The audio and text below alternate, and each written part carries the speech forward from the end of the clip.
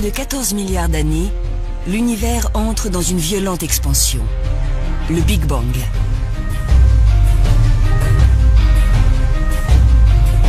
Le temps, l'espace, la matière et l'énergie surgissent du néant.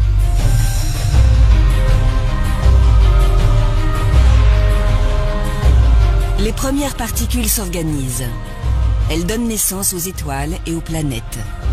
Des astres qui se regroupent en dizaines de milliards de galaxies. Au sein de ce déchaînement primordial, une petite sphère de 12 000 km de diamètre voit le jour. La Terre.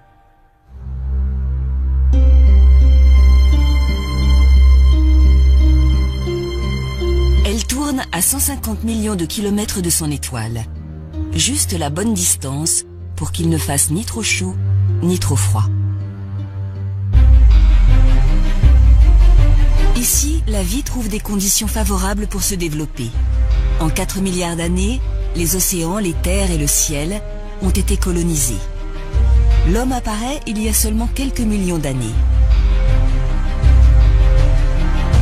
Son intelligence lui a permis de s'adapter rapidement au monde qui l'entourait et petit à petit, il a assis son emprise sur la planète entière. Aujourd'hui, nous sommes plus de 7 milliards. Nous construisons toujours plus haut, nous voyageons toujours plus vite et nous communiquons instantanément partout à travers le globe. Nous maîtrisons la matière, l'énergie et même les mystères de la vie. Pourtant, nous restons bien vulnérables face à la puissance de la nature. Par hasard, une succession d'événements a abouti au monde tel que nous le connaissons. Par hasard aussi, ces phénomènes pourraient l'anéantir à jamais.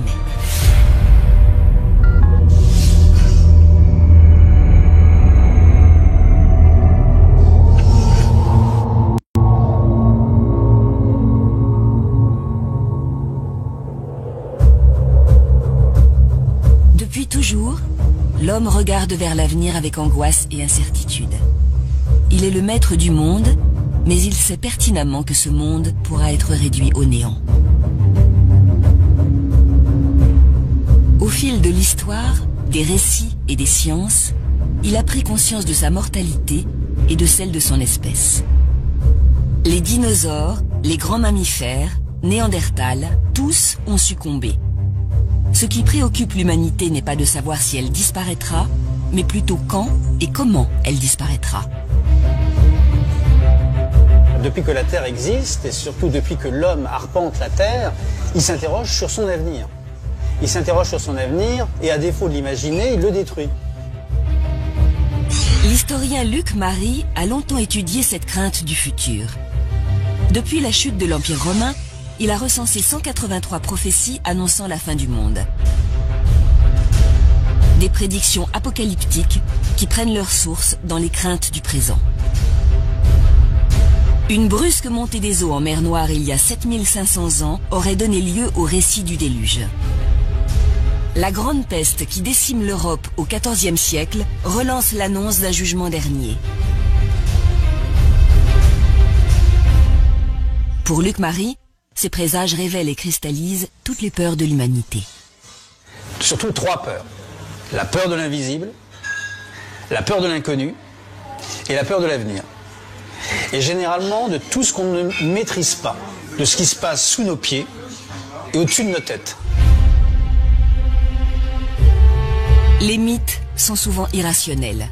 Pourtant, le progrès des sciences et des connaissances n'a pas mis fin à ces prédictions. Bien au contraire.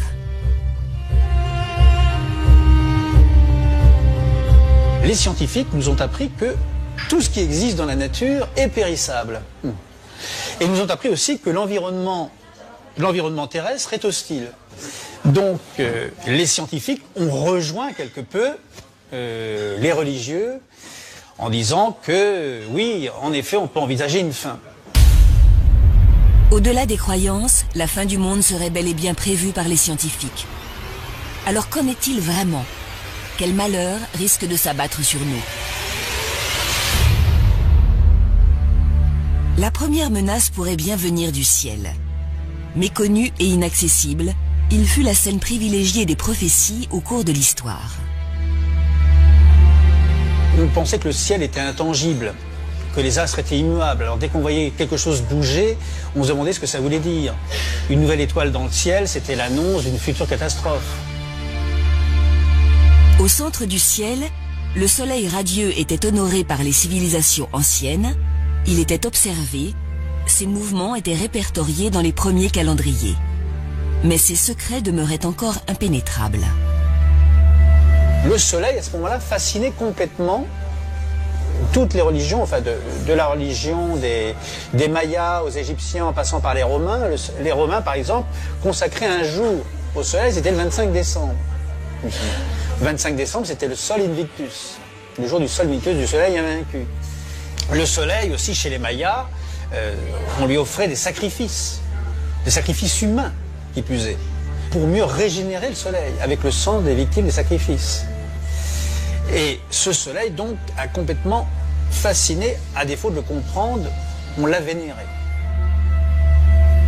Ces croyances ont beau avoir disparu, le soleil continue de dominer nos vies, beaucoup plus qu'on ne peut l'imaginer.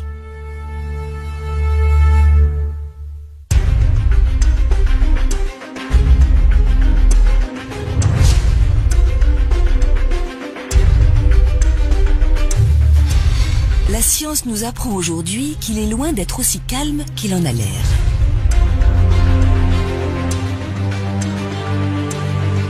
Gigantesque boule de gaz 1 million de fois plus grosse que la Terre, le Soleil subit en effet des phénomènes d'une violence extrême. Dans son noyau se produisent en permanence des réactions nucléaires qui transforment l'hydrogène en hélium. La température y atteint 15 millions de degrés et l'énergie dégagée est phénoménale.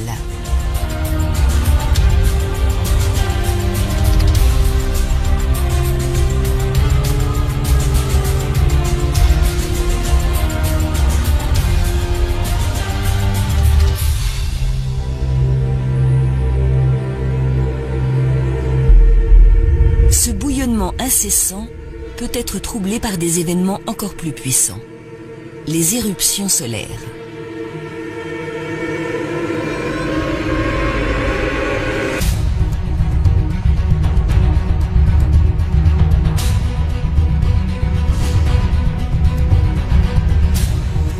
De véritables tempêtes qui projettent de la matière jusqu'aux confins du système solaire et peuvent mettre en péril toute notre civilisation.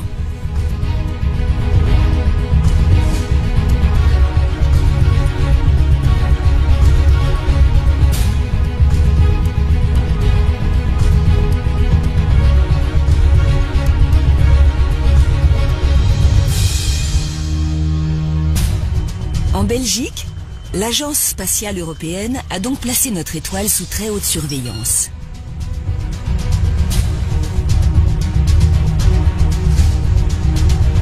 L'objectif, comprendre comment naissent ces gigantesques explosions et surtout tenter de les anticiper.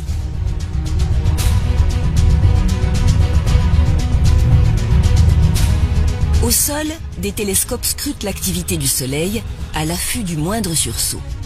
Plus haut, dans l'espace, là où l'atmosphère n'embarrasse plus les instruments, des satellites détectent, filment et enregistrent chacune de ces irrégularités, 24 heures sur 24.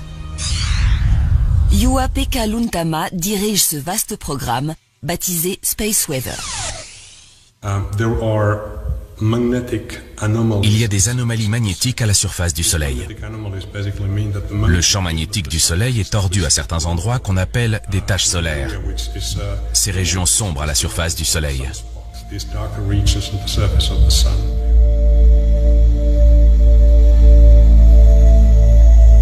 Au cœur de ces taches, le magnétisme est si fort qu'il isole la région du reste de l'activité solaire. Le centre de la zone se refroidit et devient plus sombre.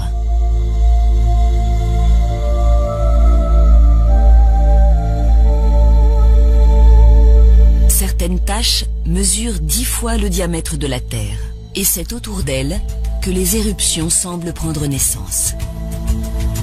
Le champ magnétique se déforme et se tord sur lui-même, créant des arches de matière gazeuse, des filaments qui peuvent se rompre à tout moment.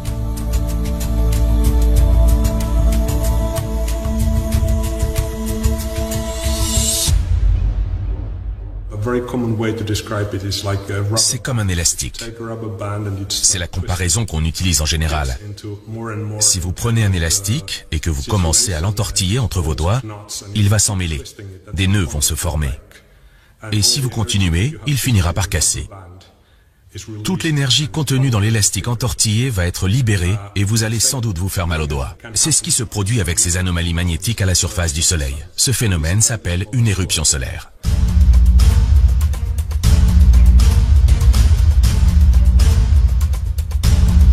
L'énergie retenue par le champ magnétique est relâchée d'un coup. Le rayonnement émis équivaut à celui de plusieurs millions de bombes nucléaires. En parallèle, des milliards de tonnes de matière sont violemment projetées dans l'espace.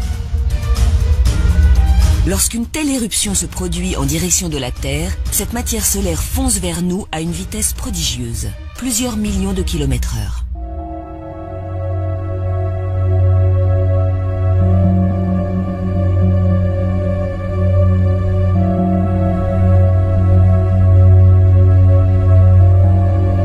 Heureusement, le champ magnétique qui entoure notre planète nous protège de ce terrible flux de particules.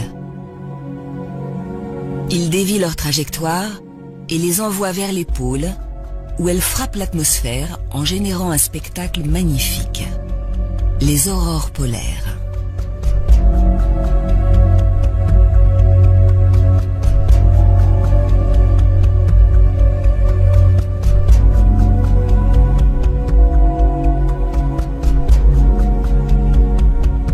Mais des tempêtes solaires particulièrement violentes peuvent avoir d'autres conséquences, bien plus dévastatrices.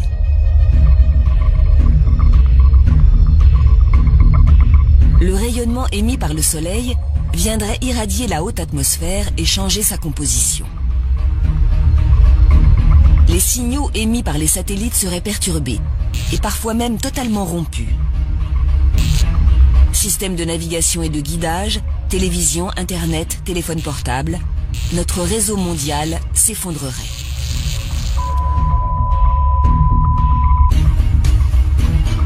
Et ce n'est pas tout. Le champ magnétique de la Terre ne jouerait plus totalement son rôle de bulle protectrice. En le percutant, les particules solaires interagissent avec lui et génèrent des courants électriques. Elles provoquent des orages magnétiques. Certains animaux vont remarquer ces tempêtes, notamment les oiseaux qui s'appuient sur le champ magnétique de la Terre pour leur migration. À cause de ces tempêtes, ces oiseaux seront momentanément désorientés. Mais le problème principal avec ce genre d'événement vient de la présence sur Terre d'infrastructures conductrices, comme les lignes à haute tension, surtout celles orientées nord-sud. Les lignes à haute tension vont agir comme des transformateurs sur ces courants électriques présents dans la magnétosphère. Une partie de l'énergie de la magnétosphère va être véhiculée par les lignes à haute tension vers leurs transformateurs. Cela peut perturber sérieusement le fonctionnement des lignes à haute tension. Ça peut aller jusqu'à détruire leurs transformateurs, et donc dans ces cas-là, c'est la panne de courant.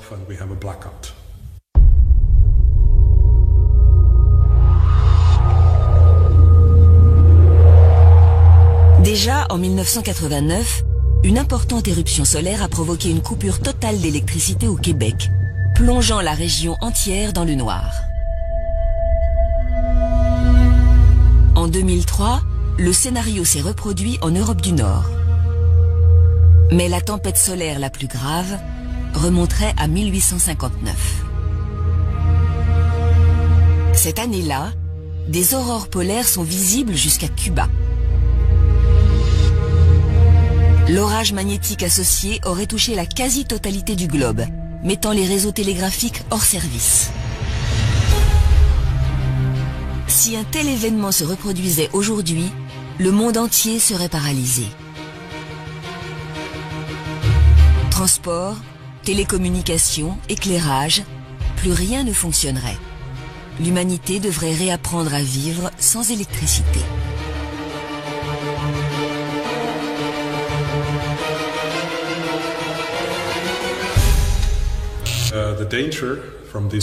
Ces phénomènes solaires mettent en danger nos infrastructures, les systèmes de télécommunication dont nous dépendons, la navigation par satellite, qui est de plus en plus omniprésente, et plein d'autres systèmes.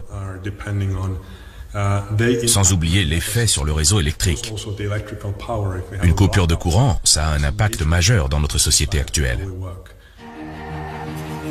Selon les spécialistes, des éruptions de cette envergure se produisent tous les 100 à 500 ans à la surface du Soleil. La plus récente date de 150 ans. Le pire est donc à venir. Dans les prochaines décennies ou les prochains siècles, une éruption majeure aura forcément lieu. Elle réduira notre société interconnectée au chaos. Les colères du Soleil pourraient donc anéantir notre civilisation et renvoyer l'homme à l'aube de son existence. Serait-ce la fin du monde pour autant? Peut-être pas. Ou du moins pas tout de suite. L'astre qui nous réchauffe et nous éclaire depuis toujours n'est pas éternel. Âgé de 4,6 milliards d'années, le Soleil est déjà une étoile mature à l'échelle des temps de l'univers. Au fil de sa vie, sa luminosité n'a cessé d'augmenter. Il chauffe notre planète de plus en plus et continuera de le faire en vieillissant. Un cycle infernal va alors s'enclencher. Petit à petit, les océans seront vaporisés. Une fois dans l'atmosphère, l'eau gazeuse favorisera l'effet de serre et participera à son tour à l'augmentation de la température. D'ici 1 milliard d'années, notre atmosphère avoisinera les 400 degrés. L'eau aura disparu de la surface du globe. Transformée en véritable fournaise, la Terre deviendra inhabitable. Toutes les espèces s'éteindront alors une à une, des plantes aux mammifères, en passant par les dernières bactéries. Mais le Soleil n'aura pas encore dit son dernier mot. À un moment donné, dans 4 milliards d'années, le Soleil se dilatera. Il se transformera en géante rouge parce que la réaction de fusion sera plus forte que la gravité. Peu à peu, le Soleil va gonfler comme un ballon de baudruche. Il engloutira Mercure, puis Vénus, et s'arrêtera aux portes de notre planète. La température à la surface du globe se comptera alors en milliers de degrés, et la Terre finira par s'évaporer.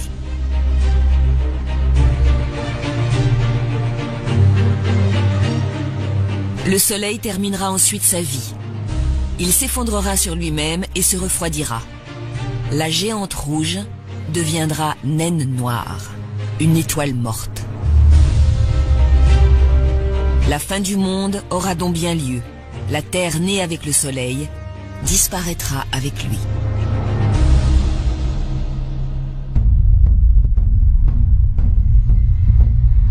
L'Apocalypse viendra du ciel. C'est une certitude. Mais certains prophètes l'envisagent autrement, plus brutal, et surtout, beaucoup plus tôt.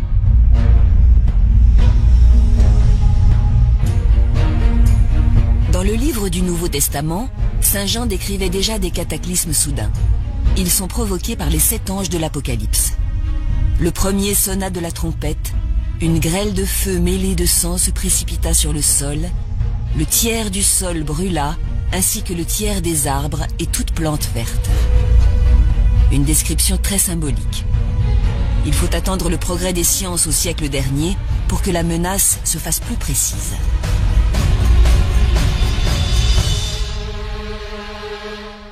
Au début du XXe siècle, il y a une fin du monde qui a été presque aussi médiatisée que celle de 2012. C'est celle du 18 mai 1910.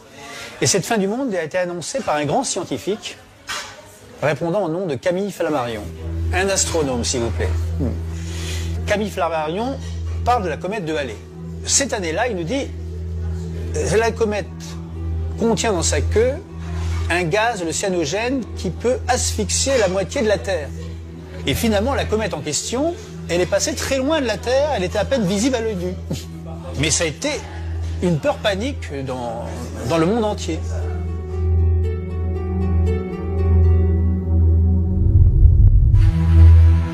La fin du monde, c'est toujours le reflet des angoisses d'une époque. Au XXe siècle aussi, dans beaucoup de films, parce que le XXe siècle, on peut le découvrir à travers les films. Et ce qui est récurrent aussi, c'est les astéroïdes qui percutent la Terre. Cette fois-ci, la description des films hollywoodiens est sans ambiguïté. Un bloc rocheux de plusieurs millions de tonnes fonce à travers l'espace et percute la Terre de plein fouet. Voilà le scénario qui pourrait sonner le glas de la vie sur Terre. Un scénario tout à fait envisageable si l'on en croit les spécialistes. Notre communauté scientifique étudie les astéroïdes depuis des centaines d'années. Il y a 30 ans environ, certains ont découvert qu'on ne pouvait pas écarter la menace d'une collision entre un astéroïde et la Terre.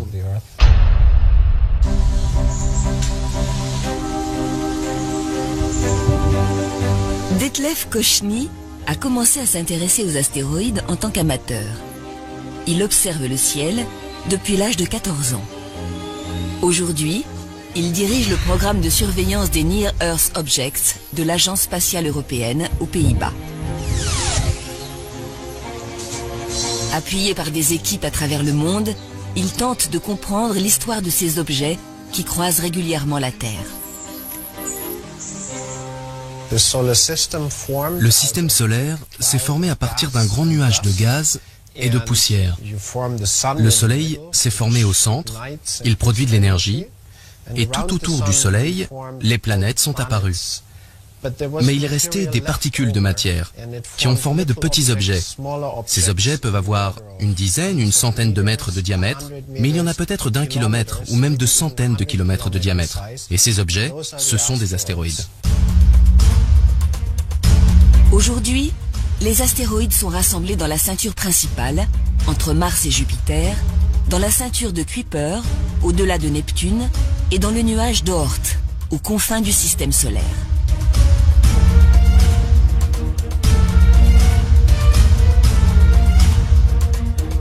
Mais ils ne restent pas toujours sagement regroupés dans ces zones. Certains sont parfois éjectés de leur orbite lors de violentes collisions.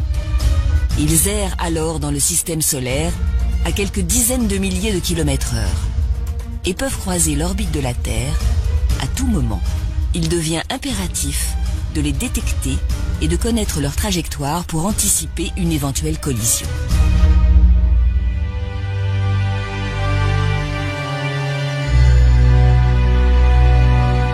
Couplés avec une caméra, des télescopes du monde entier scannent le ciel étoilé, à l'affût de la moindre menace.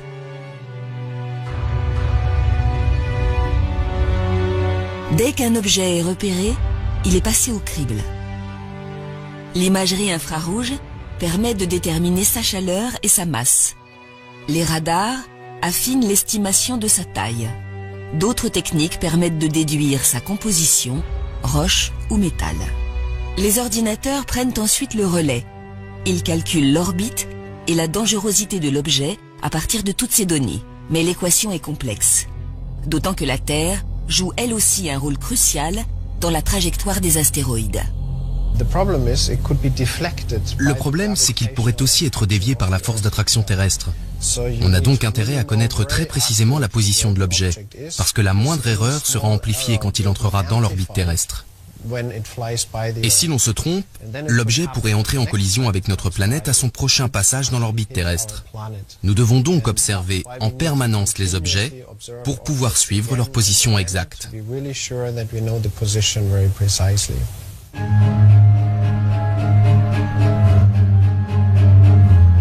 Malgré les calculs très précis des astrophysiciens, certains astéroïdes jouent des tours à la communauté scientifique.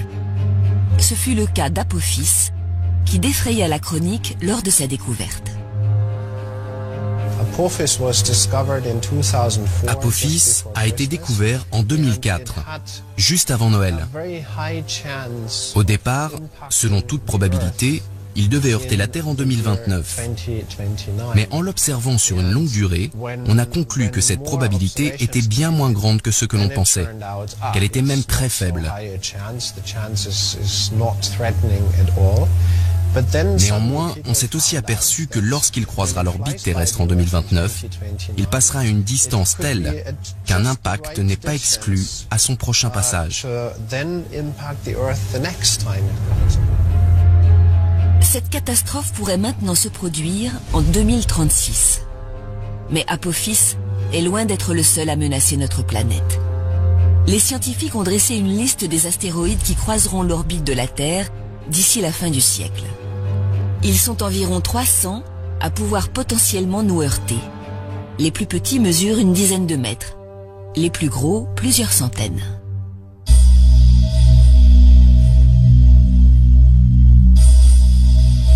« 2010 AU 118, 894 mètres de diamètre et une chance sur 60 millions de nous percuter. 1979 XB, 681 mètres, une chance sur 2 500 000. 1999 RQ36, 560 mètres et une chance d'impact sur 1410. Plus l'astéroïde est grand, plus l'impact sera dévastateur. Pourtant, la menace la plus sérieuse ne mesure que 140 mètres. Elle s'appelle 2011 AG5. L'objet a une chance sur 500 de venir nous frapper, peut-être en 2040. Nous ne savons pas exactement où. Il faudra attendre le dernier moment.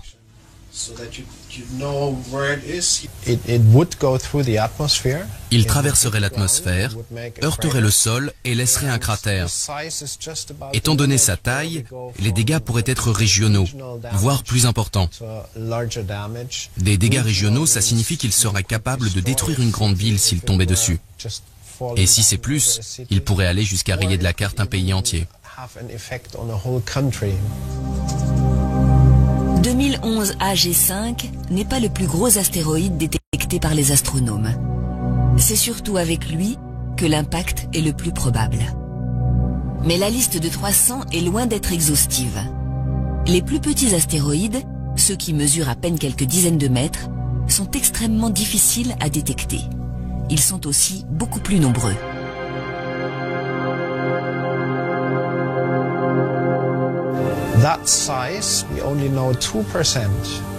On ne connaît que 2% des objets de cette taille. Il en reste donc 98% que nous ne connaissons pas. C'est pourquoi nous avons besoin de toujours plus de télescopes pour pouvoir découvrir ces objets. 2%, ce n'est pas beaucoup. Moins d'un 20e de ces objets ont été détectés. Et pourtant, s'ils ne détruiraient pas un pays entier comme leurs confrères, ils pourraient tout de même raser une grande ville. Les scientifiques continuent leurs recherches et les menaces ne manquent pas. Un astéroïde, connu ou non, pourrait très bien nous foncer dessus avant la fin du siècle.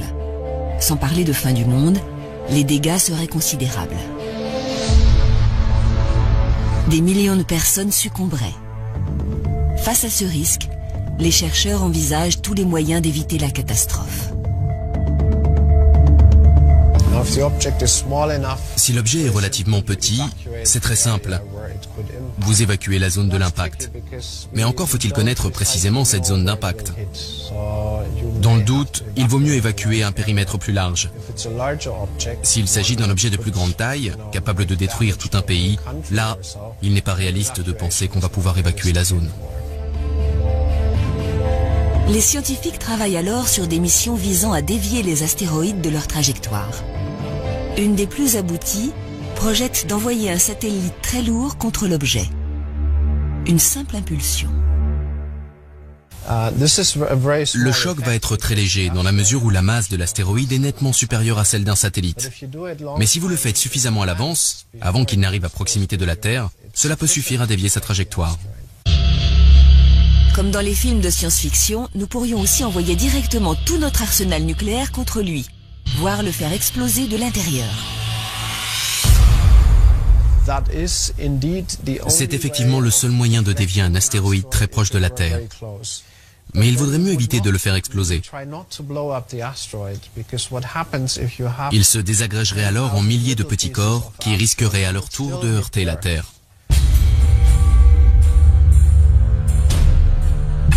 Nous ferions donc exploser les têtes nucléaires juste à côté de l'astéroïde. L'énergie déployée permettrait peut-être de le dévier suffisamment, même au dernier moment. Ces solutions sauveraient un pays entier de la catastrophe, à condition de voir la menace venir. Cependant, il existe des astéroïdes contre lesquels nous ne pourrions rien faire. Ceux qui pourraient réellement provoquer la fin du monde tel que nous le connaissons. Ils mesurent plusieurs kilomètres de diamètre. Heureusement pour nous, leur taille les rend facilement détectables et les scientifiques estiment en connaître la quasi-totalité. Aucun d'eux ne compte nous croiser d'ici la fin du siècle. Nous serions tranquilles pour des centaines de millions d'années. Pourtant, un tel cataclysme s'est déjà produit. Il serait même à l'origine de la fin des dinosaures. Vincent Courtillot est géophysicien et spécialiste des grandes extinctions d'espèces. On pense qu'un astéroïde de 10 km de diamètre est tombé sur la Terre, quelque part au Yucatan, au Mexique, il y a 65 millions d'années. Ce choc aurait provoqué un cratère de plus de 100 km de diamètre, de 40 km de profondeur au moment de l'impact. Il aurait vaporisé de la matière de la croûte qui avait été impactée par l'astéroïde. Il aurait projeté dans l'atmosphère des particules chaudes, des gaz, du gaz carbonique, du gaz sulfureux, des pluies acides, tout un tas de catastrophes qui auraient gravement affecté la vie. Ce sont les 2/3 de toutes les espèces vivant à la surface de la Terre à cette période-là qui ont disparu en une période qui est de l'ordre, pour le géologue, du million d'années. Une crise d'extinction massive. Une hécatombe planétaire. Mais pour beaucoup de scientifiques, l'impact d'astéroïdes ne suffit pas à lui seul à expliquer un tel cataclysme. Il se serait produit au même moment un volcanisme hors norme qui métamorphosa la surface de la Terre pendant près d'1 million d'années. Les trappes du Décan.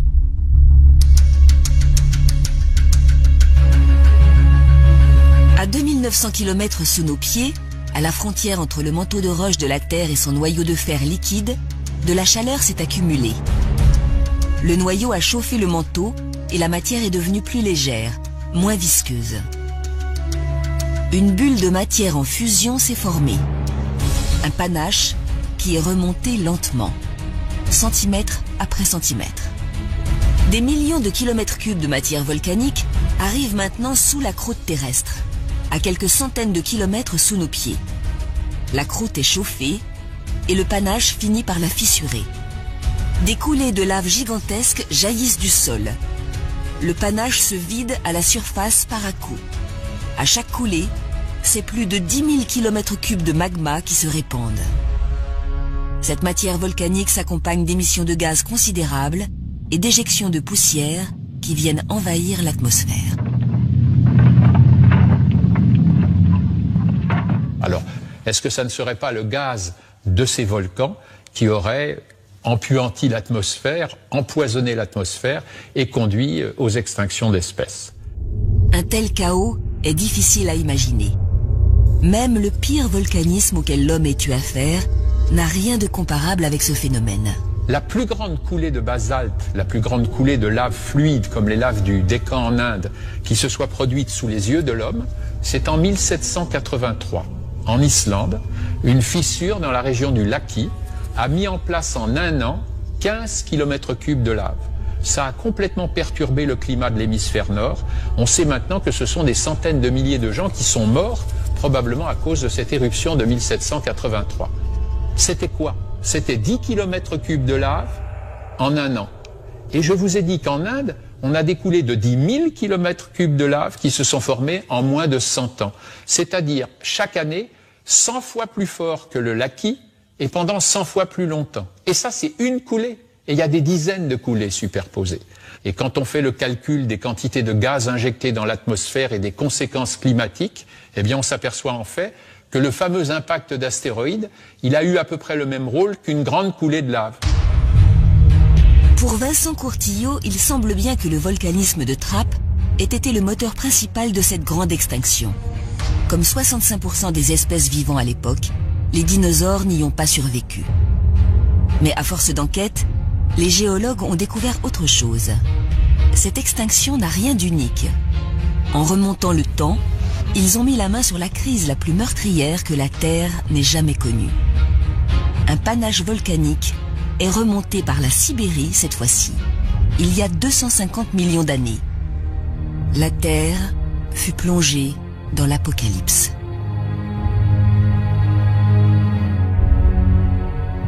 On pense par des calculs statistiques que c'est 99% de tout ce qui vivait sur Terre qui a disparu en moins d'1 million d'années. Et vous voyez qu'on peut parler là, pour la biosphère, d'une quasi-fin du monde, puisqu'on est passé à 1% de la disparition de la vie sur Terre. Donc, il y a 250 millions d'années, on est passé à un cheveu d'une vraie fin du monde, et 5 ou 6 fois dans l'histoire géologique des 500 derniers millions d'années, il s'est produit une crise de ce type. Les Trappes ont donc régulièrement sonné la fin d'un monde. Et cela se reproduira, forcément. C'est un phénomène inhérent à l'activité de la Terre. Les continents dérivent, les montagnes se créent et les volcans grondent. On a vu qu'en moyenne, il y a une éruption de ce type tous les 30 millions d'années. La dernière fois qu'il y a eu une grande éruption de ce type, c'est en Éthiopie, il y a 30 millions d'années. Alors si je vous dis, la dernière était il y a 30 millions d'années, la prochaine c'est maintenant. Mais c'est maintenant à l'échelle du million d'années et en sachant que quelquefois ça peut être 10 ou 100 millions d'années entre deux éruptions. Que sommes-nous face aux millions d'années? Face à un ciel assombri par les gaz et les poussières volcaniques. Ces phénomènes nous dépassent. Mais même à notre dimension, la nature sait se montrer violente.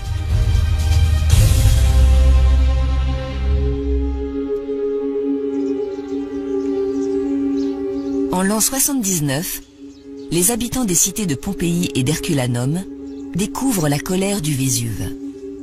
Des milliers de personnes périssent sous un nuage de cendres. Les chrétiens de l'époque y voient un signe de la fin de l'Empire romain.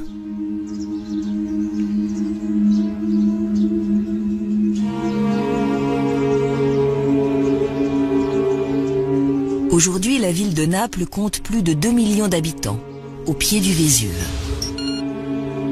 Le volcan est peut-être endormi depuis 1945, mais il peut se réveiller à tout moment.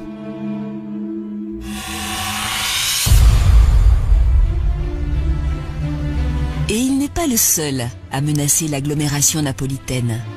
De l'autre côté de la baie se trouvent les champs Flégréens. Une caldeira, un vaste cratère d'une dizaine de kilomètres, à l'intérieur duquel vivent 200 000 personnes. Moins connu, ce volcan est au moins aussi dangereux que son voisin. Il y a 35 000 ans, il démontra son potentiel destructeur en éjectant plus de 150 km3 de matière volcanique, 50 fois plus que le Vésuve lors de la destruction de Pompéi. Depuis 500 ans, les scientifiques croyaient les champs flégréens plus sages. Mais il y a 30 ans, le sol est remonté de plus de 3 mètres. Ce mouvement s'est accompagné d'une dizaine de milliers de séismes en l'espace de seulement 2 ans. Aldo Zollo, sismologue, a mené l'enquête.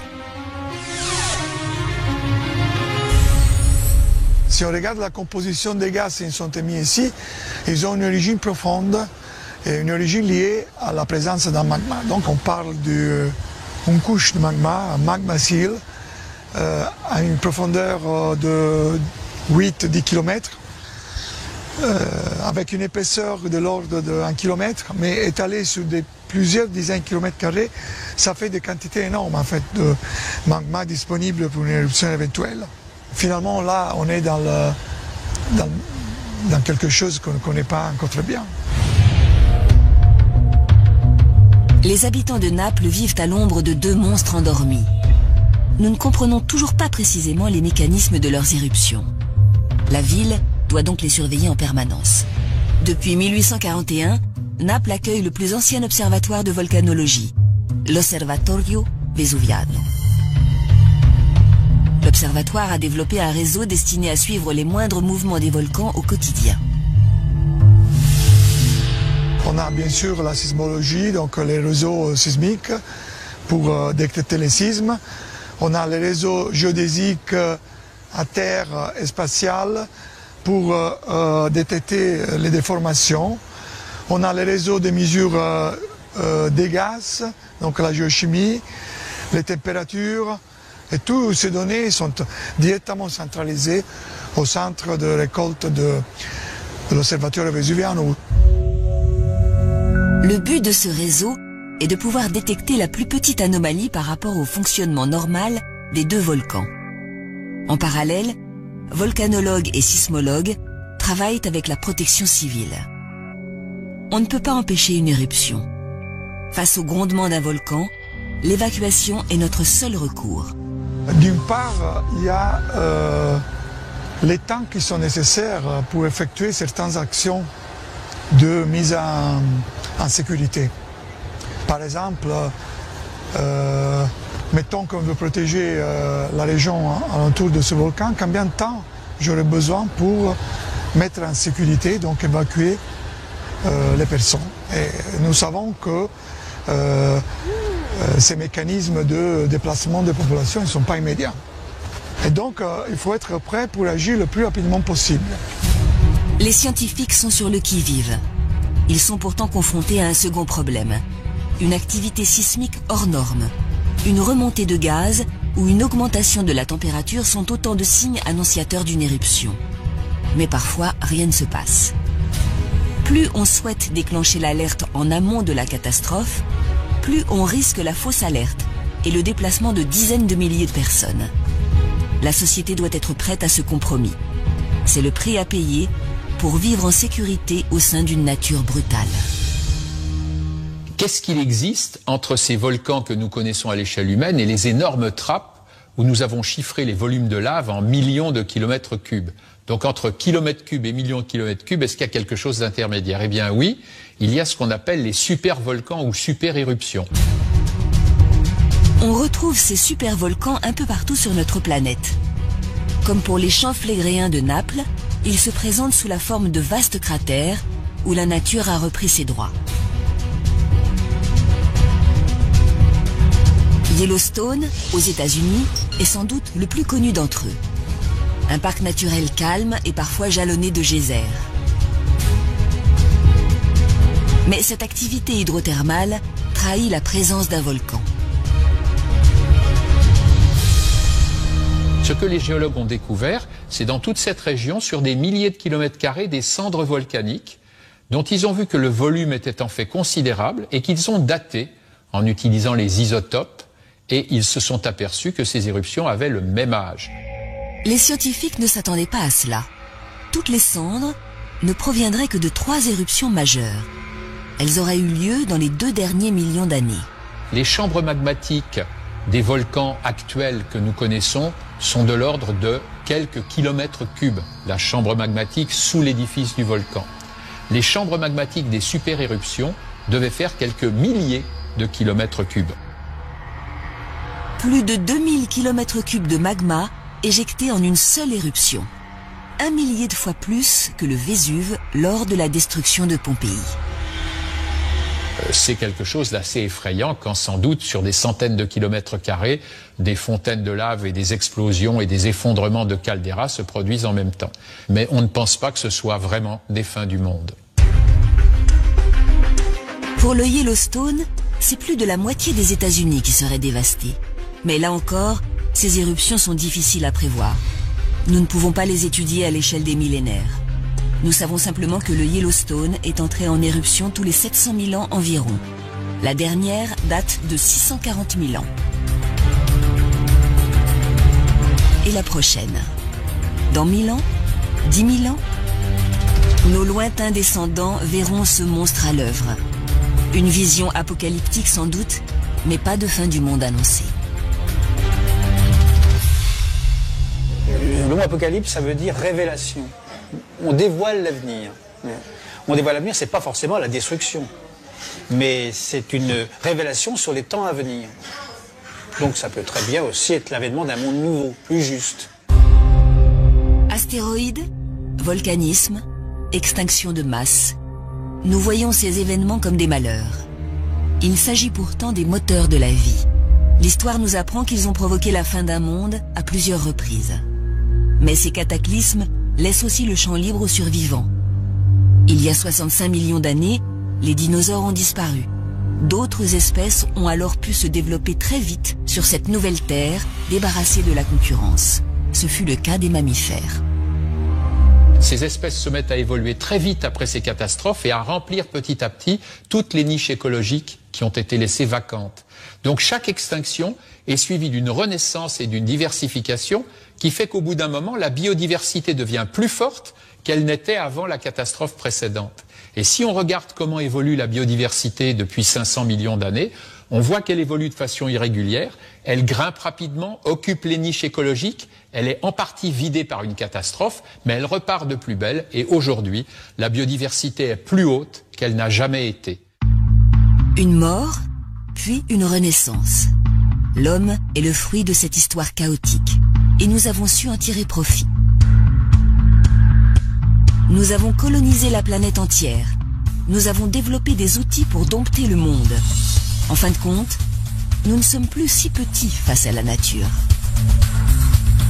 Du haut de ces 7 milliards d'individus, l'humanité joue un rôle décisif sur la planète. James Aronson est écologue. Il étudie ce rapport entre l'homme et la nature. Une relation qui a profondément changé depuis quelques siècles et qui marque une ère nouvelle. On appelle cette ère l'Anthropocène, savoir l'ère géologique dominée par l'homme, où l'homme est l'espèce dominante, non seulement de la Terre, mais aussi de la biosphère. Pour satisfaire nos besoins croissants, nous puisons toujours plus de richesses. 60 milliards de tonnes de ressources naturelles sont extraites tous les ans, 2 fois plus qu'il y a 30 ans. Les exploitations humaines se développent partout où elles le peuvent. Sans y prêter attention, nous épuisons les sols, nous polluons, nous détruisons des milieux et des habitats naturels. Une des conséquences immédiates est la chute alarmante de la biodiversité. 50 à 1000 fois plus d'extinction d'espèces que lors des processus naturels. On a l'impression que la nature est infinie et peut absorber n'importe quelle quantité de pollution et peut toujours fournir nos besoins en matières premières. Mais on arrive à un moment dans l'Anthropocène où ce n'est plus le cas. Résultat, les milieux sont de moins en moins peuplés et de moins en moins diversifiés. Les fonctionnements des écosystèmes en sont directement menacés, et les services qu'ils nous rendent avec. Lorsque nous polluons et répandons des pesticides en masse, les abeilles s'affaiblissent. Faute de pollinisation, les plantes à fleurs sont moins productives. Cela signifie moins de fruits, moins de légumes et moins de céréales. Lorsque les sols sont surexploités, leurs micro-organismes s'amenuisent. Ils ne filtrent plus l'eau correctement et perdent en fertilité. À terme, notre façon d'exploiter les ressources brise des cycles naturels. Elle nous conduit à la désertification de certains territoires et à l'épuisement des richesses. Mais les écosystèmes et leurs espèces nous assurent aussi des services beaucoup moins évidents. Ils nous protègent. Vous vous souvenez qu'il y avait le tsunami très important en 2004 dans l'océan Indien qui a dévasté des côtes d'une vingtaine de pays. Là où les mangroves avaient été laissées intactes, les villages et les côtes ont beaucoup moins souffert. Et le monde s'est rendu compte que ces mangroves, ces forêts de mangroves, rendaient un service énorme aux hommes en termes de mitigation de l'impact des ouragans et tsunamis. Là où les mangroves avaient été éliminées pour faire place à un élevage de crevettes, c'est le cas classique, le tsunami a dévasté 10 fois plus que là où les mangroves étaient intactes. La modification des milieux nous rend aussi de plus en plus vulnérables face aux colères de la nature. Devant ce constat général, un groupe de chercheurs canadiens a récemment tiré la sonnette d'alarme. Selon eux, nous arriverions à un point de non-retour. Notre exploitation déraisonnée ne laisserait pas le temps au milieu de se régénérer, de continuer à produire pour nous.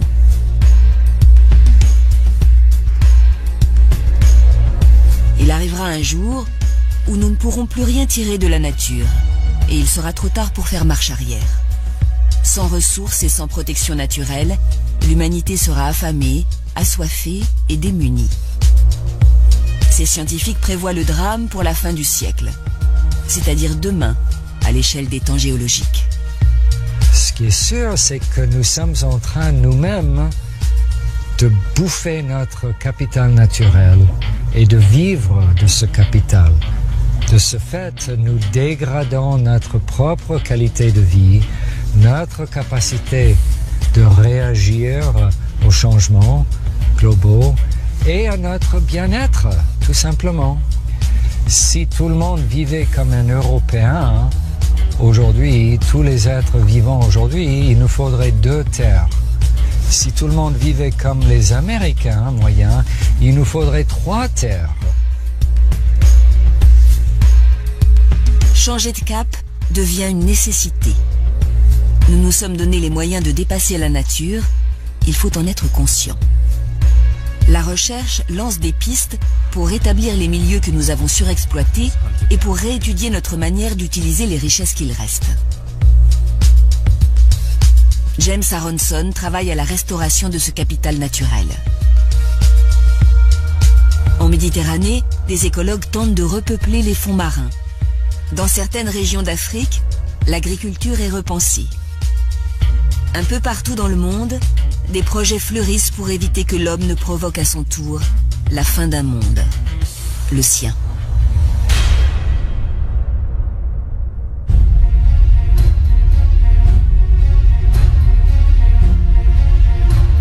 La peur de l'apocalypse a accompagné l'humanité tout au long de son histoire. À travers les mythes, les religions et les croyances, nous avons toujours pressenti la fin du monde.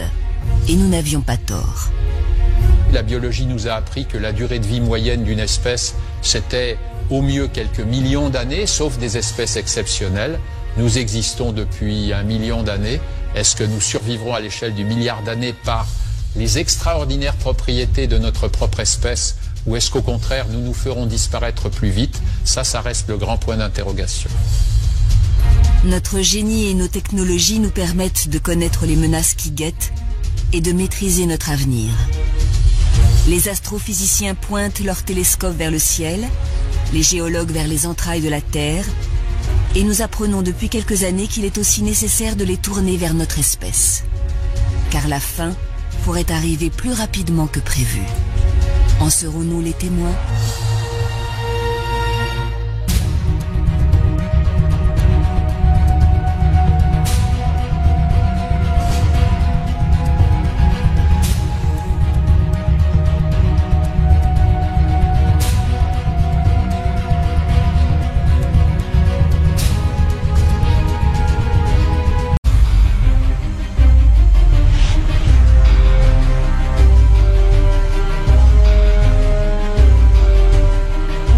Près de 14 milliards d'années, l'univers entre dans une violente expansion, le Big Bang.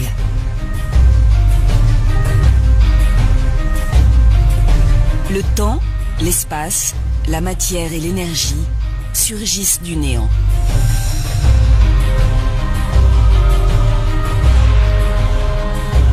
Les premières particules s'organisent. Elles donnent naissance aux étoiles et aux planètes. Des astres qui se regroupent en dizaines de milliards de galaxies. Au sein de ce déchaînement primordial, une petite sphère de 12 000 km de diamètre voit le jour. La Terre.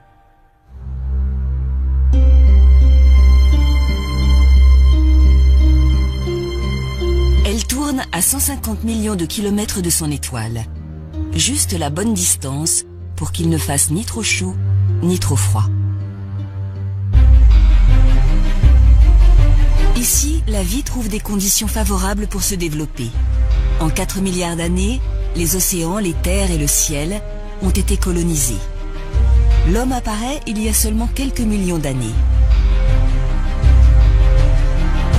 Son intelligence lui a permis de s'adapter rapidement au monde qui l'entourait et petit à petit, il a assis son emprise sur la planète entière. Aujourd'hui, nous sommes plus de 7 milliards. Nous construisons toujours plus haut, nous voyageons toujours plus vite et nous communiquons instantanément partout à travers le globe. Nous maîtrisons la matière, l'énergie et même les mystères de la vie.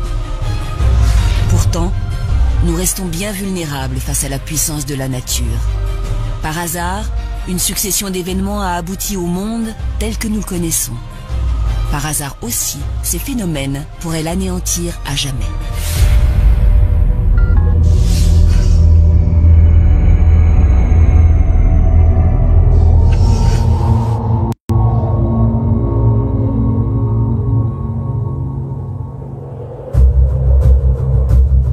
Depuis toujours, l'homme regarde vers l'avenir avec angoisse et incertitude. Il est le maître du monde, mais il sait pertinemment que ce monde pourra être réduit au néant. Au fil de l'histoire, des récits et des sciences, il a pris conscience de sa mortalité et de celle de son espèce. Les dinosaures, les grands mammifères, Néandertal, tous ont succombé. Ce qui préoccupe l'humanité n'est pas de savoir si elle disparaîtra, mais plutôt quand et comment elle disparaîtra. Depuis que la Terre existe, et surtout depuis que l'homme arpente la Terre, il s'interroge sur son avenir. Il s'interroge sur son avenir et à défaut de l'imaginer, il le détruit. L'historien Luc Mary a longtemps étudié cette crainte du futur. Depuis la chute de l'Empire romain, il a recensé 183 prophéties annonçant la fin du monde. Des prédictions apocalyptiques qui prennent leur source dans les craintes du présent. Une brusque montée des eaux en mer Noire il y a 7500 ans aurait donné lieu au récit du déluge. La grande peste qui décime l'Europe au XIVe siècle relance l'annonce d'un jugement dernier. Pour Luc Mary, ces présages révèlent et cristallisent toutes les peurs de l'humanité. Surtout 3 peurs. La peur de l'invisible, la peur de l'inconnu et la peur de l'avenir.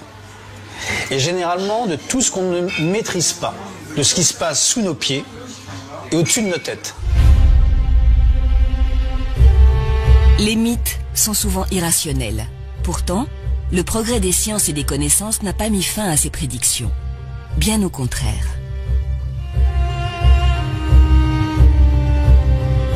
Les scientifiques nous ont appris que tout ce qui existe dans la nature est périssable.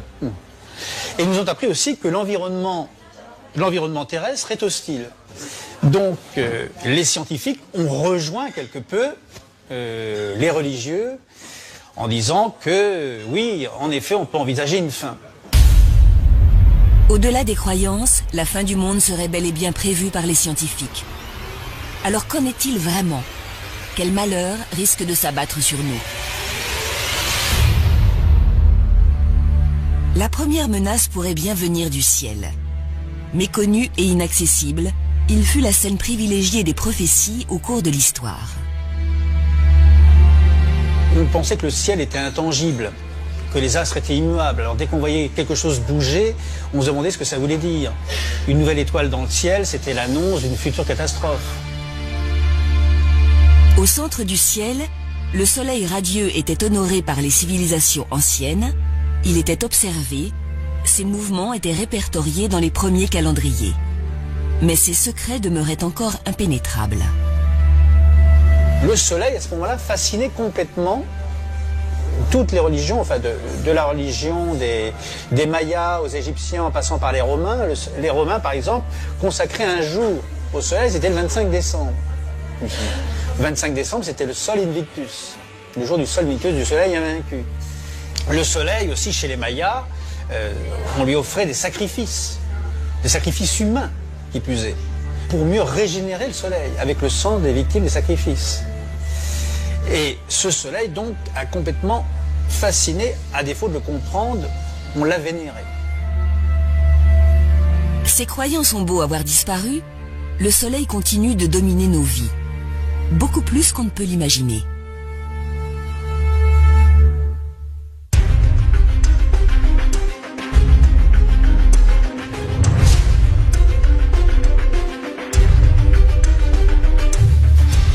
La science nous apprend aujourd'hui qu'il est loin d'être aussi calme qu'il en a l'air.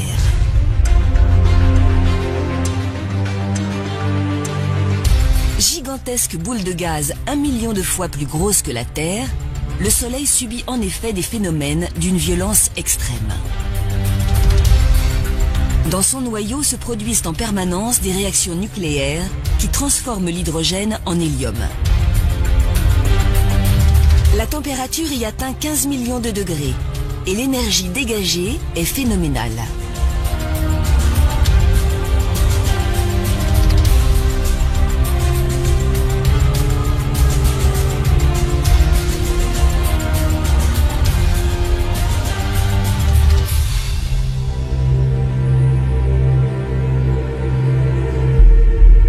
Ce bouillonnement incessant peut être troublé par des événements encore plus puissants, les éruptions solaires.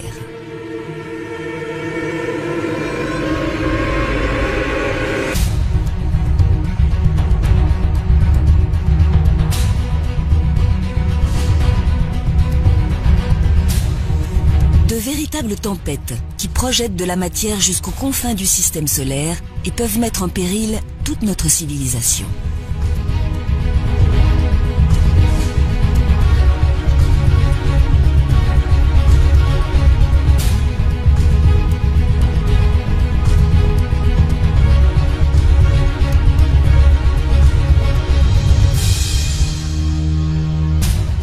En Belgique, l'Agence spatiale européenne a donc placé notre étoile sous très haute surveillance.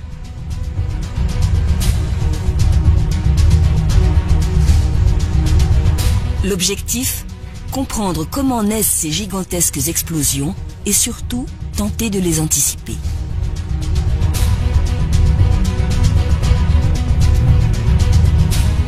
Au sol, des télescopes scrutent l'activité du Soleil. Peu à peu, le Soleil va gonfler comme un ballon de baudruche.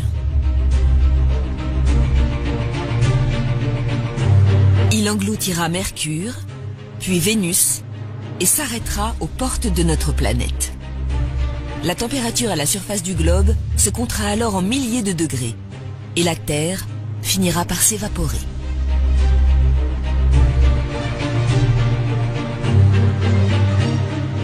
Le Soleil terminera ensuite sa vie. Il s'effondrera sur lui-même et se refroidira. La géante rouge deviendra naine noire, une étoile morte. La fin du monde aura donc bien lieu. La Terre née avec le Soleil disparaîtra avec lui.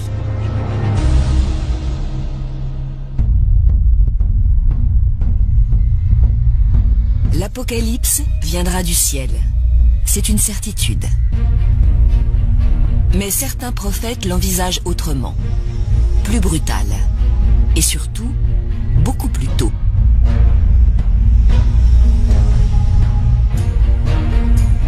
Dans le livre du Nouveau Testament, Saint Jean décrivait déjà des cataclysmes soudains.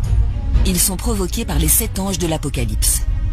Le premier sonna de la trompette, une grêle de feu mêlée de sang se précipita sur le sol, le tiers du sol brûla, ainsi que le tiers des arbres et toute plante verte. Une description très symbolique. Il faut attendre le progrès des sciences au siècle dernier pour que la menace se fasse plus précise.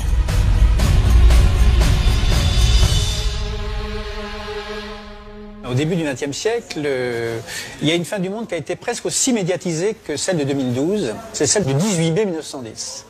Et cette fin du monde a été annoncée par un grand scientifique répondant au nom de Camille Flammarion. Un astronome, s'il vous plaît. Camille Flammarion parle de la comète de Halley.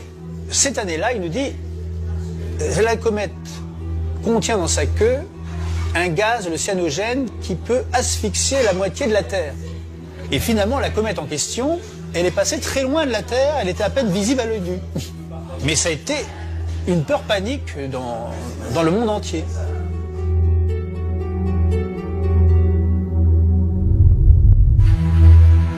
La fin du monde, c'est toujours le reflet des angoisses d'une époque. Au XXe siècle aussi, dans beaucoup de films, parce que le XXe siècle, on peut le découvrir à travers les films. Et ce qui est récurrent aussi, c'est les astéroïdes qui percutent la Terre. Cette fois-ci, la description des films hollywoodiens est sans ambiguïté. Un bloc rocheux de plusieurs millions de tonnes fonce à travers l'espace et percute la Terre de plein fouet. Voilà le scénario qui pourrait sonner le glas de la vie sur Terre. Un scénario tout à fait envisageable si l'on en croit les spécialistes. Notre communauté scientifique étudie les astéroïdes depuis des centaines d'années. Il y a 30 ans environ, certains ont découvert qu'on ne pouvait pas écarter la menace d'une collision entre un astéroïde et la Terre.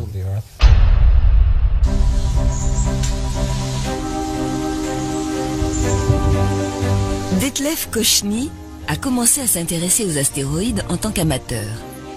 Il observe le ciel depuis l'âge de 14 ans. Aujourd'hui, il dirige le programme de surveillance des Near Earth Objects de l'Agence spatiale européenne aux Pays-Bas. Appuyé par des équipes à travers le monde, il tente de comprendre l'histoire de ces objets qui croisent régulièrement la Terre. Le système solaire s'est formé à partir d'un grand nuage de gaz et de poussière. Le Soleil s'est formé au centre, il produit de l'énergie, et tout autour du Soleil, les planètes sont apparues. Mais il est resté des particules de matière qui ont formé de petits objets. Ces objets peuvent avoir une dizaine, une centaine de mètres de diamètre, mais il y en a peut-être d'1 kilomètre ou même de centaines de kilomètres de diamètre. Et ces objets, ce sont des astéroïdes. Aujourd'hui, les astéroïdes sont rassemblés dans la ceinture principale, entre Mars et Jupiter, dans la ceinture de Kuiper, au-delà de Neptune, et dans le nuage d'Oort, aux confins du système solaire.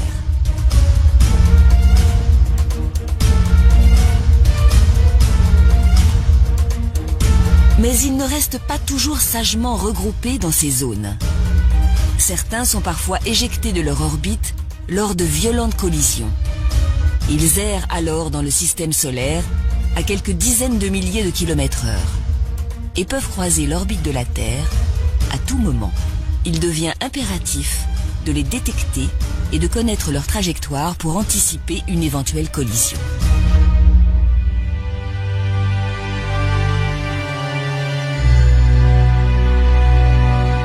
Couplés avec une caméra, des télescopes du monde entier scannent le ciel étoilé, à l'affût de la moindre menace.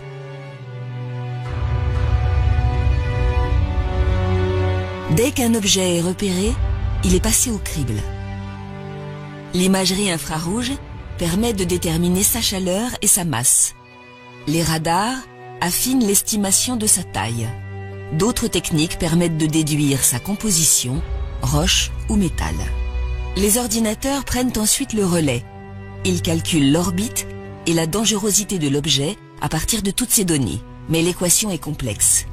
D'autant que la Terre joue elle aussi un rôle crucial dans la trajectoire des astéroïdes. Le problème, c'est qu'il pourrait aussi être dévié par la force d'attraction terrestre. On a donc intérêt à connaître très précisément la position de l'objet, parce que la moindre erreur sera amplifiée quand il entrera dans l'orbite terrestre. Et si l'on se trompe, l'objet pourrait entrer en collision avec notre planète à son prochain passage dans l'orbite terrestre. Nous devons donc observer en permanence les objets pour pouvoir suivre leur position exacte.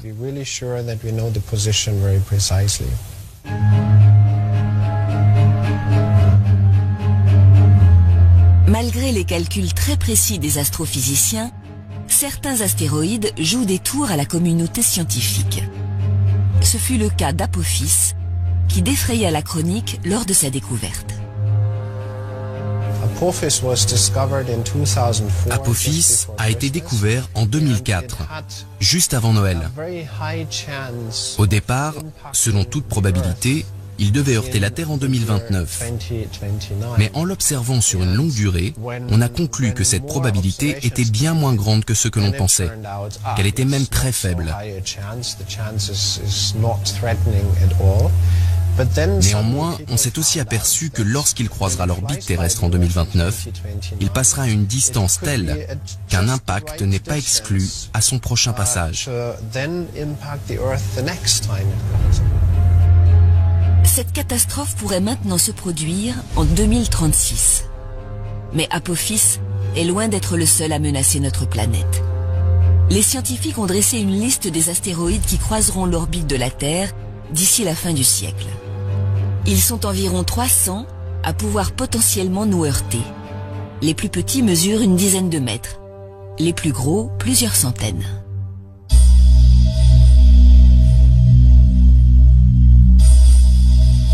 « 2010 AU 118, 894 mètres de diamètre et une chance sur 60 millions de nous percuter. 1979 XB, 681 mètres, une chance sur 2 500 000. 1999 RQ36, 560 mètres et une chance d'impact sur 1410. Plus l'astéroïde est grand, plus l'impact sera dévastateur. Pourtant, la menace la plus sérieuse ne mesure que 140 mètres. Elle s'appelle 2011 AG5. L'objet a une chance sur 500 de venir nous frapper, peut-être en 2040. Nous ne savons pas exactement où. Il faudra attendre le dernier moment.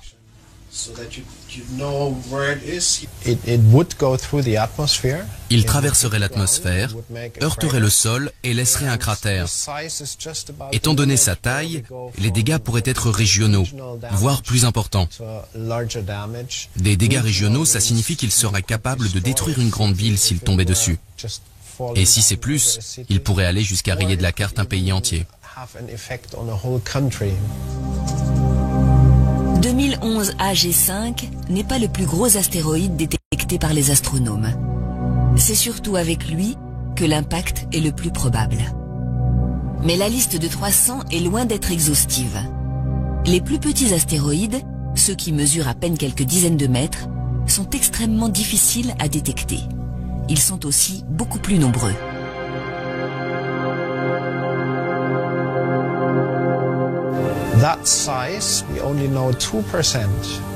On ne connaît que 2% des objets de cette taille. Il en reste donc 98% que nous ne connaissons pas. C'est pourquoi nous avons besoin de toujours plus de télescopes pour pouvoir découvrir ces objets. 2%, ce n'est pas beaucoup. Moins d'un 20e de ces objets ont été détectés. Et pourtant, s'ils ne détruiraient pas un pays entier comme leurs confrères, ils pourraient tout de même raser une grande ville. Les scientifiques continuent leurs recherches et les menaces ne manquent pas. Un astéroïde, connu ou non, pourrait très bien nous foncer dessus avant la fin du siècle. Sans parler de fin du monde, les dégâts seraient considérables. Des millions de personnes succomberaient. Face à ce risque, les chercheurs envisagent tous les moyens d'éviter la catastrophe. Si l'objet est relativement petit, c'est très simple. Vous évacuez la zone de l'impact. Mais encore faut-il connaître précisément cette zone d'impact. Dans le doute, il vaut mieux évacuer un périmètre plus large. S'il s'agit d'un objet de plus grande taille, capable de détruire tout un pays, là, il n'est pas réaliste de penser qu'on va pouvoir évacuer la zone. Les scientifiques travaillent alors sur des missions visant à dévier les astéroïdes de leur trajectoire. Une des plus abouties projette d'envoyer un satellite très lourd contre l'objet. Une simple impulsion. Le choc va être très léger dans la mesure où la masse de l'astéroïde est nettement supérieure à celle d'un satellite. Mais si vous le faites suffisamment à l'avance, avant qu'il n'arrive à proximité de la Terre, cela peut suffire à dévier sa trajectoire. Comme dans les films de science-fiction, nous pourrions aussi envoyer directement tout notre arsenal nucléaire contre lui, voire le faire exploser de l'intérieur. C'est effectivement le seul moyen de dévier un astéroïde très proche de la Terre. Mais il vaudrait mieux éviter de le faire exploser. Il se désagrégerait alors en milliers de petits corps qui risqueraient à leur tour de heurter la Terre.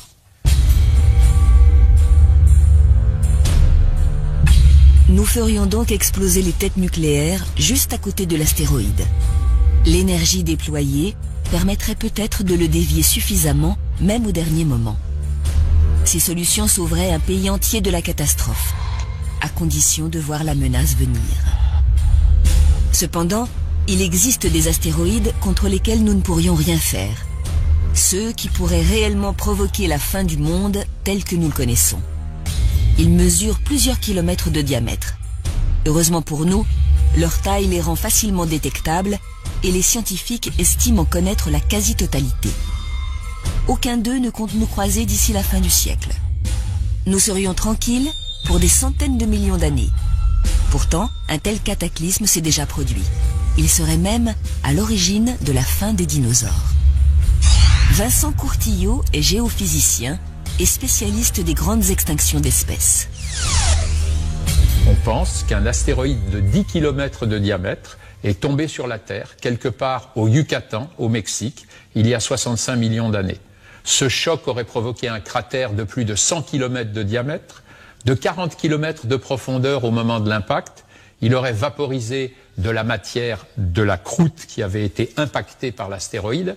Il aurait projeté dans l'atmosphère des particules chaudes, des gaz, du gaz carbonique, du gaz sulfureux, des pluies acides, tout un tas de catastrophes qui auraient gravement affecté la vie. Ce sont les 2/3 de toutes les espèces vivant à la surface de la Terre à cette période-là qui ont disparu en une période qui est de l'ordre, pour le géologue, du million d'années. Une crise d'extinction massive. Une hécatombe planétaire.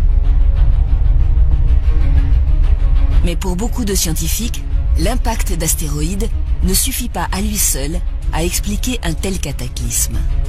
Il se serait produit au même moment un volcanisme hors norme qui métamorphosa la surface de la Terre pendant près d'1 million d'années. Les trappes du Décan.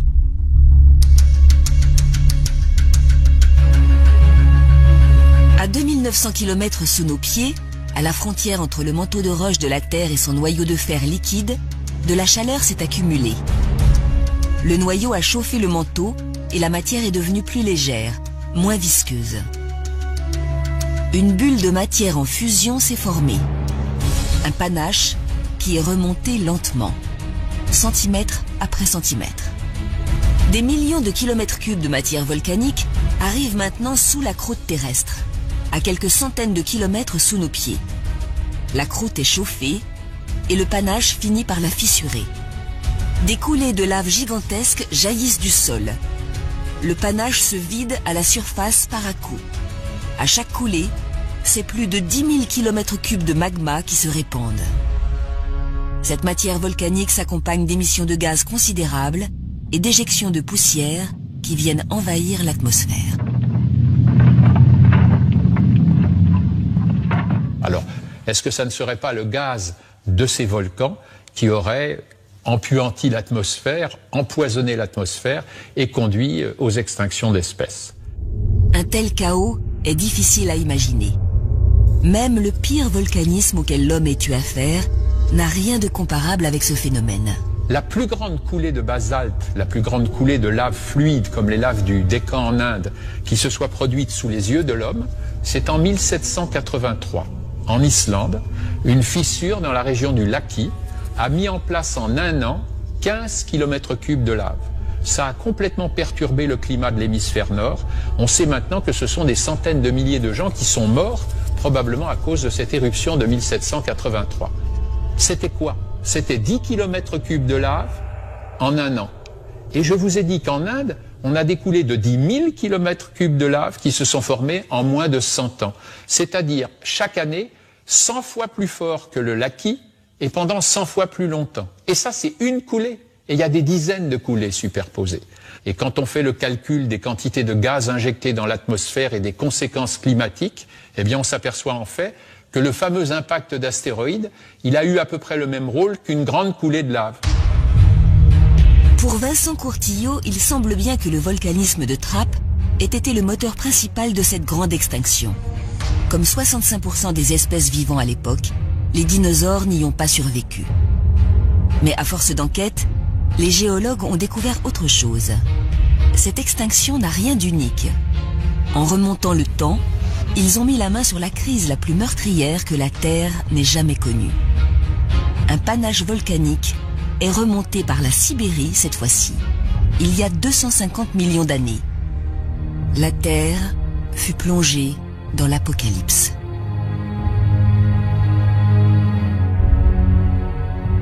À l'affût du moindre sursaut. Plus haut, dans l'espace, là où l'atmosphère n'embarrasse plus les instruments, des satellites détectent, filment et enregistrent chacune de ces irrégularités, 24 heures sur 24. Juha-Pekka Luntama dirige ce vaste programme baptisé Space Weather. Il y a des anomalies magnétiques à la surface du Soleil. Le champ magnétique du Soleil est tordu à certains endroits qu'on appelle des taches solaires. Ces régions sombres à la surface du Soleil.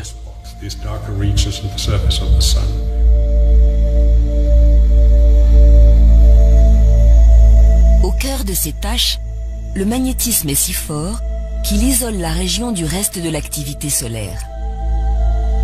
Le centre de la zone se refroidit et devient plus sombre.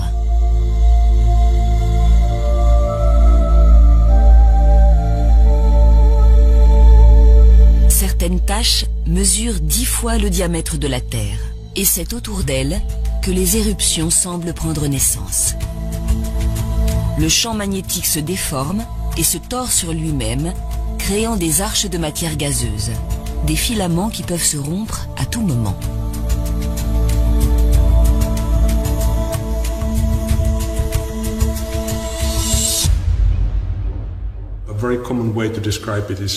C'est comme un élastique. C'est la comparaison qu'on utilise en général. Si vous prenez un élastique et que vous commencez à l'entortiller entre vos doigts, il va s'en mêler. Des nœuds vont se former. Et si vous continuez, il finira par casser. Toute l'énergie contenue dans l'élastique entortillé va être libérée et vous allez sans doute vous faire mal aux doigts. C'est ce qui se produit avec ces anomalies magnétiques à la surface du Soleil. Ce phénomène s'appelle une éruption solaire.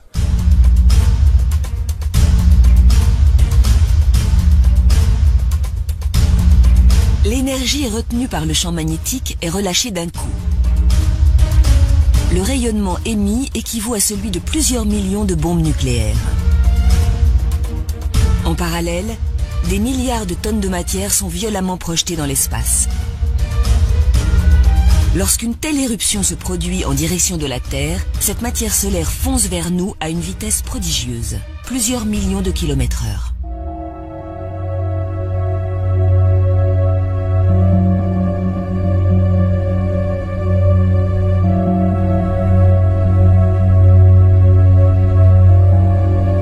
Heureusement, le champ magnétique qui entoure notre planète nous protège de ce terrible flux de particules.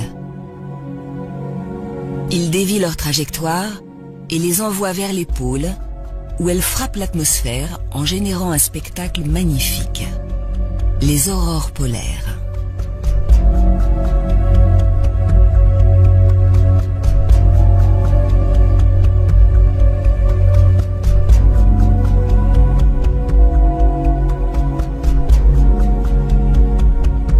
Mais des tempêtes solaires particulièrement violentes peuvent avoir d'autres conséquences, bien plus dévastatrices.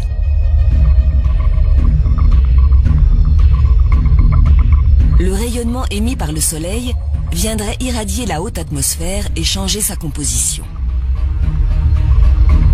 Les signaux émis par les satellites seraient perturbés, et parfois même totalement rompus. Système de navigation et de guidage, télévision, internet, téléphone portable, notre réseau mondial s'effondrerait.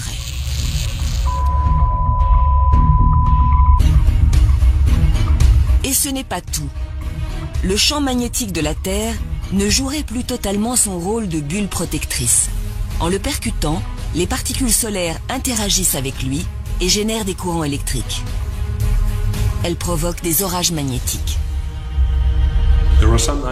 Certains animaux vont remarquer ces tempêtes. notamment les oiseaux qui s'appuient sur le champ magnétique de la Terre pour leur migration.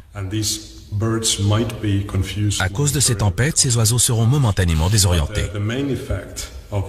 Mais le problème principal avec ce genre d'événement vient de la présence sur Terre d'infrastructures conductrices, comme les lignes à haute tension, surtout celles orientées nord-sud. Les lignes à haute tension vont agir comme des transformateurs sur ces courants électriques présents dans la magnétosphère. Une partie de l'énergie de la magnétosphère va être véhiculée par les lignes à haute tension vers leurs transformateurs. Cela peut perturber sérieusement le fonctionnement des lignes à haute tension. Ça peut aller jusqu'à détruire leurs transformateurs, et donc dans ces cas-là, c'est la panne de courant.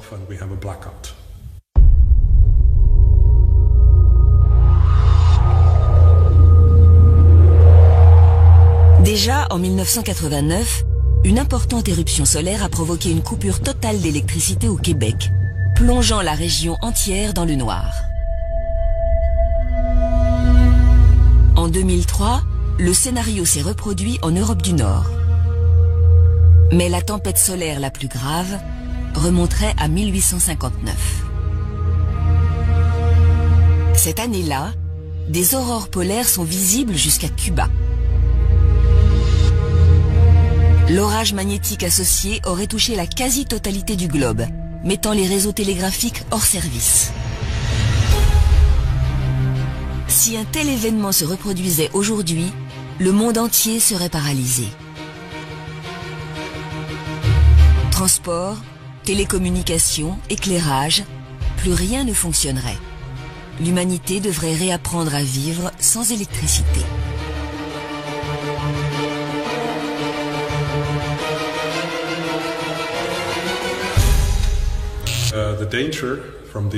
Ces phénomènes solaires mettent en danger nos infrastructures, les systèmes de télécommunication dont nous dépendons, la navigation par satellite, qui est de plus en plus omniprésente, et plein d'autres systèmes. Sans oublier l'effet sur le réseau électrique. Une coupure de courant, ça a un impact majeur dans notre société actuelle. Selon les spécialistes, des éruptions de cette envergure se produisent tous les 100 à 500 ans à la surface du Soleil. La plus récente date de 150 ans. Le pire est donc à venir. Dans les prochaines décennies ou les prochains siècles, une éruption majeure aura forcément lieu. Elle réduira notre société interconnectée au chaos. Les colères du Soleil pourraient donc anéantir notre civilisation et renvoyer l'homme à l'aube de son existence. Serait-ce la fin du monde pour autant? Peut-être pas. Ou du moins pas tout de suite. L'astre qui nous réchauffe et nous éclaire depuis toujours n'est pas éternel. Âgé de 4,6 milliards d'années, le Soleil est déjà une étoile mature à l'échelle des temps de l'univers. Au fil de sa vie, sa luminosité n'a cessé d'augmenter. Il chauffe notre planète de plus en plus et continuera de le faire en vieillissant. Un cycle infernal va alors s'enclencher. Petit à petit, les océans seront vaporisés. Une fois dans l'atmosphère, l'eau gazeuse favorisera l'effet de serre et participera à son tour à l'augmentation de la température. D'ici 1 milliard d'années, notre atmosphère avoisinera les 400 degrés. L'eau aura disparu de la surface du globe. Transformée en véritable fournaise, la Terre deviendra inhabitable. Toutes les espèces s'éteindront alors une à une, des plantes aux mammifères, en passant par les dernières bactéries. Mais le Soleil n'aura pas encore dit son dernier mot. À un moment donné, dans 4 milliards d'années, le Soleil se dilatera. Il se transformera en géante rouge parce que la réaction de fusion sera plus forte que la gravité. On pense par des calculs statistiques que c'est 99% de tout ce qui vivait sur Terre qui a disparu en moins d'1 million d'années. Et vous voyez qu'on peut parler là, pour la biosphère, d'une quasi-fin du monde, puisqu'on est passé à 1% de la disparition de la vie sur Terre. Donc, il y a 250 millions d'années, on est passé à un cheveu d'une vraie fin du monde, et 5 ou 6 fois dans l'histoire géologique des 500 derniers millions d'années, il s'est produit une crise de ce type. Les trappes ont donc régulièrement sonné la fin d'un monde. Et cela se reproduira, forcément. C'est un phénomène inhérent à l'activité de la Terre. Les continents dérivent, les montagnes se créent et les volcans grondent. On a vu qu'en moyenne, il y a une éruption de ce type tous les 30 millions d'années. La dernière fois qu'il y a eu une grande éruption de ce type, c'est en Éthiopie, il y a 30 millions d'années. Alors si je vous dis, la dernière était il y a 30 millions d'années, la prochaine c'est maintenant. Mais c'est maintenant à l'échelle du million d'années et en sachant que quelquefois ça peut être 10 ou 100 millions d'années entre deux éruptions. Que sommes-nous face aux millions d'années? Face à un ciel assombri par les gaz et les poussières volcaniques. Ces phénomènes nous dépassent. Mais même à notre dimension, la nature sait se montrer violente.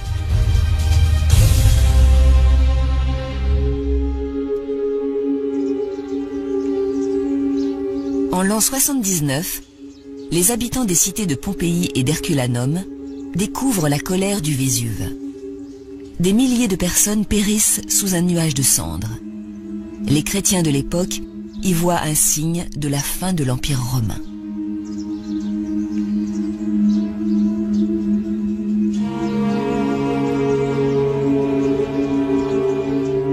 Aujourd'hui, la ville de Naples compte plus de 2 millions d'habitants, au pied du Vésuve.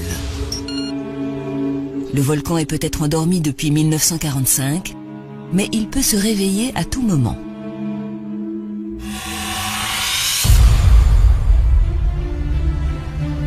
Et il n'est pas le seul à menacer l'agglomération napolitaine. De l'autre côté de la baie se trouvent les champs Flégréens.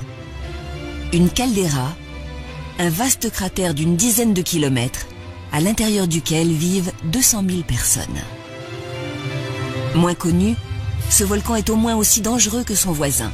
Il y a 35 000 ans, il démontra son potentiel destructeur en éjectant plus de 150 km3 de matière volcanique, 50 fois plus que le Vésuve lors de la destruction de Pompéi. Depuis 500 ans, les scientifiques croyaient les champs flégréens plus sages. Mais il y a 30 ans, le sol est remonté de plus de 3 mètres. Ce mouvement s'est accompagné d'une dizaine de milliers de séismes en l'espace de seulement 2 ans. Aldo Zollo, sismologue, a mené l'enquête. Si on regarde la composition des gaz qui sont émis ici, ils ont une origine profonde et une origine liée à la présence d'un magma. Donc on parle d'une couche de magma, un magma seal, à une profondeur de 8-10 km, avec une épaisseur de l'ordre de 1 km, mais étalée sur plusieurs dizaines de kilomètres carrés, ça fait des quantités énormes en fait, de magma disponibles pour une éruption éventuelle. Finalement, là, on est dans quelque chose qu'on ne connaît pas encore très bien. Les habitants de Naples vivent à l'ombre de 2 monstres endormis. Nous ne comprenons toujours pas précisément les mécanismes de leurs éruptions. La ville doit donc les surveiller en permanence. Depuis 1841, Naples accueille le plus ancien observatoire de volcanologie, l'Osservatorio Vesuviano. L'observatoire a développé un réseau destiné à suivre les moindres mouvements des volcans au quotidien. On a bien sûr la sismologie, donc les réseaux sismiques pour détecter les sismes. On a les réseaux géodésiques à terre et spatial pour détecter les déformations. On a les réseaux de mesure des gaz, donc la géochimie, les températures. Et toutes ces données sont directement centralisées au centre de récolte de l'Osservatorio Vesuviano. Le but de ce réseau est de pouvoir détecter la plus petite anomalie par rapport au fonctionnement normal des 2 volcans. En parallèle, volcanologues et sismologues travaillent avec la protection civile. On ne peut pas empêcher une éruption. Face au grondement d'un volcan, l'évacuation est notre seul recours. D'une part, il y a les temps qui sont nécessaires pour effectuer certaines actions de mise en sécurité. Par exemple, mettons qu'on veut protéger la région alentour de ce volcan, combien de temps j'aurais besoin pour mettre en sécurité, donc évacuer les personnes. Et nous savons que ces mécanismes de déplacement des populations ne sont pas immédiats. Et donc il faut être prêt pour agir le plus rapidement possible. Les scientifiques sont sur le qui-vive. Ils sont pourtant confrontés à un second problème. Une activité sismique hors norme, une remontée de gaz ou une augmentation de la température sont autant de signes annonciateurs d'une éruption. Mais parfois, rien ne se passe. Plus on souhaite déclencher l'alerte en amont de la catastrophe, plus on risque la fausse alerte et le déplacement de dizaines de milliers de personnes. La société doit être prête à ce compromis. C'est le prix à payer pour vivre en sécurité au sein d'une nature brutale. Qu'est-ce qu'il existe entre ces volcans que nous connaissons à l'échelle humaine et les énormes trappes où nous avons chiffré les volumes de lave en millions de kilomètres cubes? Donc entre kilomètres cubes et millions de kilomètres cubes, est-ce qu'il y a quelque chose d'intermédiaire? Eh bien oui, il y a ce qu'on appelle les super-volcans ou super-éruptions. On retrouve ces super-volcans un peu partout sur notre planète. Comme pour les champs flégréens de Naples, ils se présentent sous la forme de vastes cratères où la nature a repris ses droits. Yellowstone, aux États-Unis, est sans doute le plus connu d'entre eux. Un parc naturel calme et parfois jalonné de geysers. Mais cette activité hydrothermale trahit la présence d'un volcan. Ce que les géologues ont découvert, c'est dans toute cette région, sur des milliers de kilomètres carrés, des cendres volcaniques dont ils ont vu que le volume était en fait considérable et qu'ils ont daté en utilisant les isotopes, et ils se sont aperçus que ces éruptions avaient le même âge. Les scientifiques ne s'attendaient pas à cela. Toutes les cendres ne proviendraient que de 3 éruptions majeures. Elles auraient eu lieu dans les 2 derniers millions d'années. Les chambres magmatiques des volcans actuels que nous connaissons sont de l'ordre de quelques kilomètres cubes, la chambre magmatique sous l'édifice du volcan. Les chambres magmatiques des super-éruptions devaient faire quelques milliers de kilomètres cubes. Plus de 2000 km3 de magma éjectés en une seule éruption. 1 millier de fois plus que le Vésuve lors de la destruction de Pompéi. C'est quelque chose d'assez effrayant quand sans doute sur des centaines de kilomètres carrés, des fontaines de lave et des explosions et des effondrements de calderas se produisent en même temps. Mais on ne pense pas que ce soit vraiment des fins du monde. Pour le Yellowstone, c'est plus de la moitié des États-Unis qui seraient dévastés. Mais là encore, ces éruptions sont difficiles à prévoir. Nous ne pouvons pas les étudier à l'échelle des millénaires. Nous savons simplement que le Yellowstone est entré en éruption tous les 700 000 ans environ. La dernière date de 640 000 ans. Et la prochaine? Dans 1000 ans? 10 000 ans? Nos lointains descendants verront ce monstre à l'œuvre. Une vision apocalyptique sans doute, mais pas de fin du monde annoncée.